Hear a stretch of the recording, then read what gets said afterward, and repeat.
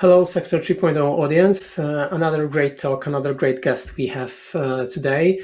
My guest is Simon Hausen-Bagot from LinkedIn, and you're a customer success manager, if I remember correctly, the whole name. And this will be a first question, so you can be prepared. I will ask you about what's behind the name of this job title. But I wanted to welcome you and also tell you and tell our audience that you're not only a customer success manager, but you're a great podcast guest. And I will also recommend the stuff that we've discussed just briefly before. Mind the Gap is English language podcast about skills. So I think a lot of people in our audience will be interested in all the series you are a guest of. And I think a few questions got me inspired from that podcast. But first of all, I wanted to ask you very directly, what's behind the job description? So who you are, what are you doing as a customer success manager in terms of your job at LinkedIn? Thank you. And thanks for having me along. I really appreciate the opportunity to talk to everybody, your audience. It's a great question. Customer success managers. It's a very it's a newish job title. And it's an unusual job title because it's born out of that kind of Silicon Valley tech startup. Let's call people customer success managers, and they're everywhere now. If you do a Google search or a search on LinkedIn jobs for customer success managers, there are customer success managers everywhere, like everywhere. Success isn't just determined by a client who has purchased a product and at the end of it has seen enough usage that they think that's enough usage. I'm happy with that. So partly it's about that. But what we're always keen to remind customers of is there's actually human beings involved. There's learners. So where they might be talking about how many people have we hired, or how much education have we done, or how many courses have been learned by the people engaging with our product. We're always very keen to point out that behind every number, behind every statistic, there is someone who's watched a course and has benefited. They've actually learned something. They've increased their their knowledge around a particular subject, or they're coping better. Frankly, that's what learning can be about. So we spend quite a lot of time with clients, pointing at things like courses, like how to make a friend at work, or how to deal with a difficult manager, or how to improve your well-being, or your emotional intelligence, and all of those things, all of those subjects, among lots of other subjects, obviously, but all of those subjects are really important and they make a big difference. So whereas a client might just see one course completed, tick, we're saying to people, hang on, that one course for that one person, that's made a big difference. And that story, that's essentially your first question around customer success was really important, because we're there to help people interpret the data. We're there to help people, to help our clients realize that behind the series of numbers, this is how much people are doing, this is how much they've learned. There's a really big, there's an additional element there, which is, people's lives are changing. It's making a big difference to people in your business. So this brings me to another question. I was thinking a lot about that LinkedIn Learning and platforms like LinkedIn Learning are basically kind of like informal schools for a lot of adult, and we tend to understand educational success mostly in terms of what we remember from school, or maybe from higher education, maybe from like those few first days at job when you have some kind of formal trainings about security or whatever, and then kind of the trainings is happening very rarely, or maybe it's happening by accident sometimes because there's something need to be learned or taught to employees. So how do you draw this kind of bigger pathway from all the courses available, and pathway from people who are going through those small courses, maybe because of their work or maybe because their individual decisions, and what's kind of the pathway to their this kind of formal success, so like maybe getting a job or maybe getting some kind of certification that will help them raise in the structure, or maybe be more successful, be more satisfied. So like, how do you draw this pathway from course to application of it? Yeah, another very big question. That is a big question, and let's reflect, I suppose, firstly on: are you learning to get a certificate to put it onto your CV because you want to be promoted? In which case, are you really learning it? Or are you just, again, is it just a tick in the box for you as a person? Or are you learning something because you're stuck? So, I think when I reflect on that, I think of a story with a client a long time ago, maybe 18 months ago, where we helped them find their top learners in their business. Let's find your top learners, the people watching the most content, and let's ask them why.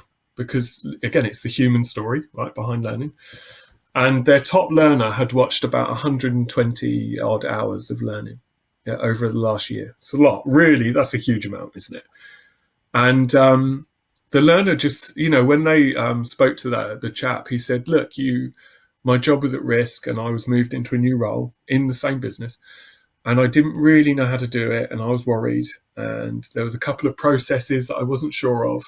And so I started to learn the courses, the content, because it helped me be successful in this role. Otherwise, I would have had to have left the business. I would have, I would have gone. And now I'm thriving, and I'm doing a really great job, and I'm really pleased. And for them, for me, that's learning, right? That's the person they've come up against a challenge they need to try and overcome. They've got something that they're struggling with, and as a result, they've turned to learning.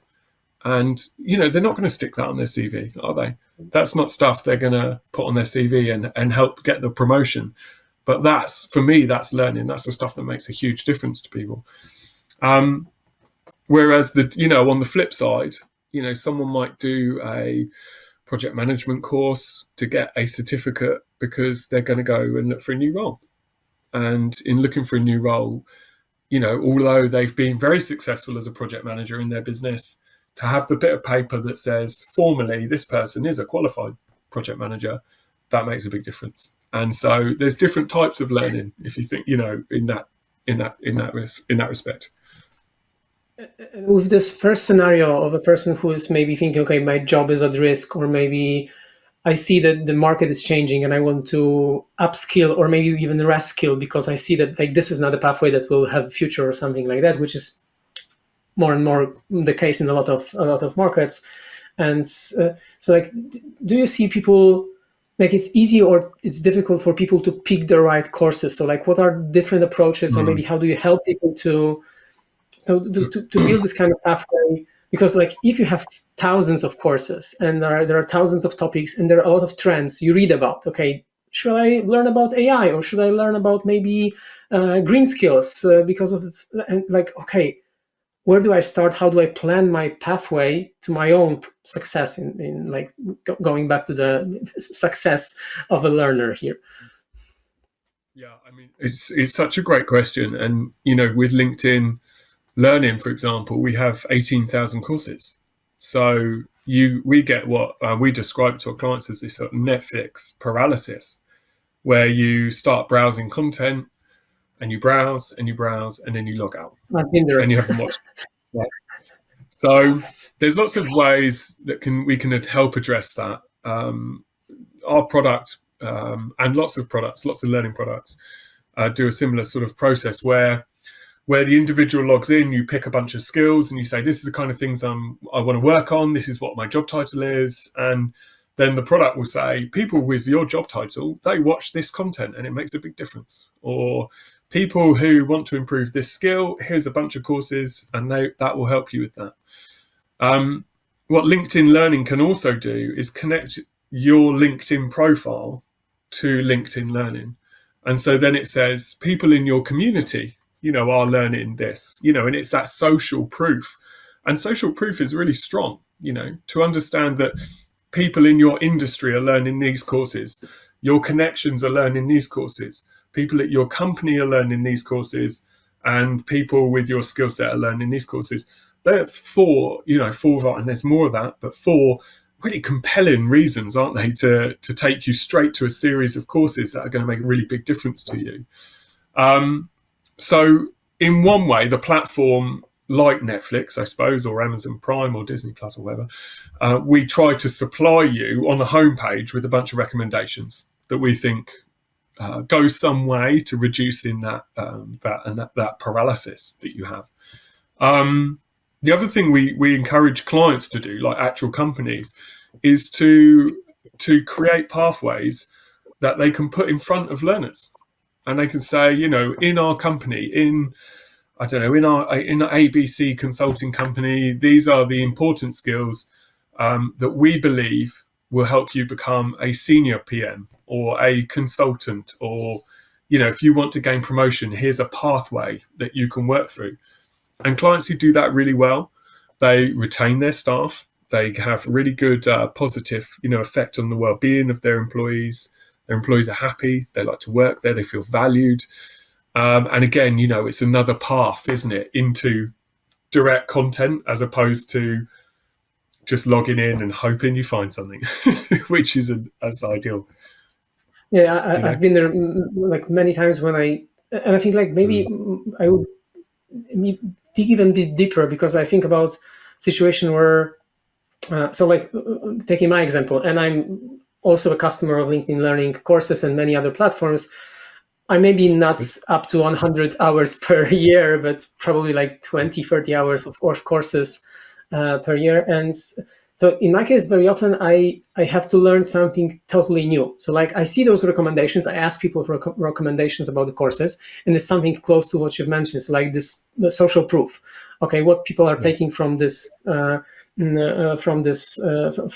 group, or maybe I can ask somebody, okay, which of those courses, 5 courses about this topic you like the most, and then you can pick and choose the right one, or possibly the best for you. But like I think about one situation where you really want to restart and learn something totally new. And I'm asking this because like very often, even the last few weeks, I talk to kids about artificial intelligence a bit, and I see this like this light bulb happening above their heads. Okay, so if I want to do this, and I don't have any background, so maybe there are like not adults, not already customers of LinkedIn Learning, but like soon to be, and how do I start? And this is also very interesting for me, because like in school, they don't often get this Kickstarter moment when they have something that will help them learn something totally outside of the box, outside of the school.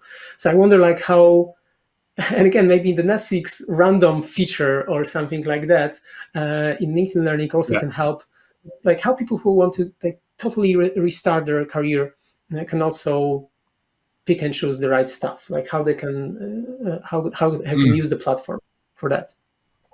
Yeah, I that's a great, it's a challenge, isn't it? Right? If you're looking for something new, or you're looking to pivot, or you want, you're an engineer and you want to work in HR, you have a love of HR and you want to work in HR, like how do you do it?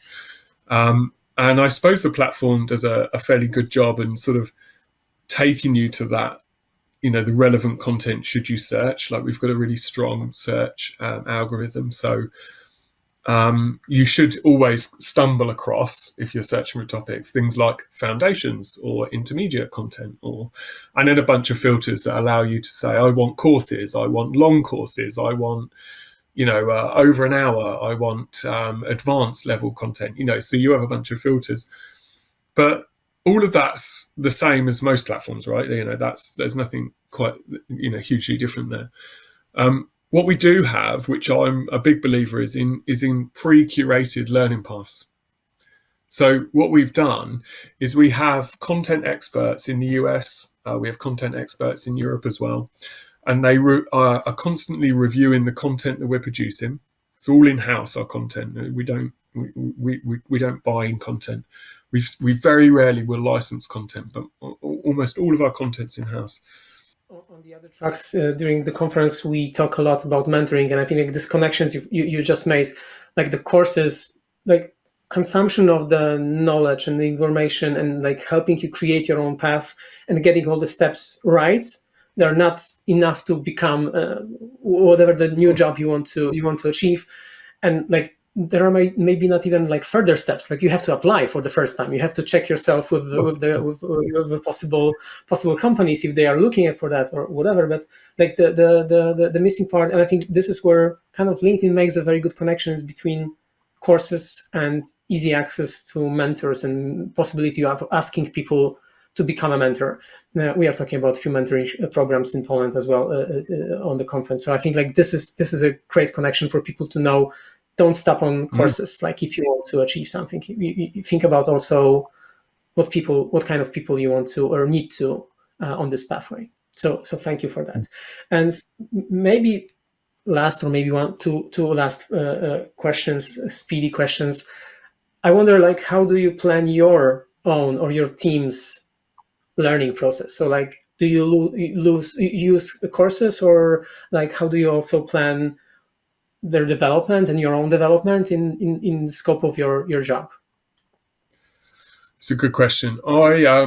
So the quick answer is I watch courses, I don't learn courses. So I wrote a blog about that on my LinkedIn profile, but I watch courses like I watch Netflix, right? So we like doing a lot. Yeah.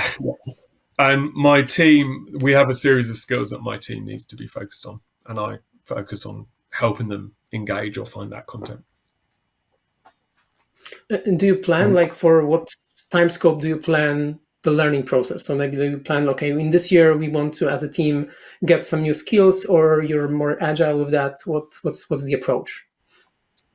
Well, we will have a process where I have career conversations with those individuals regularly. We know that we call them retention conversations, actually. And retention conversations is because people who have control over their career, people who understand that you are supportive of their development, are more likely to stay. We're also really focused on, we call it next play.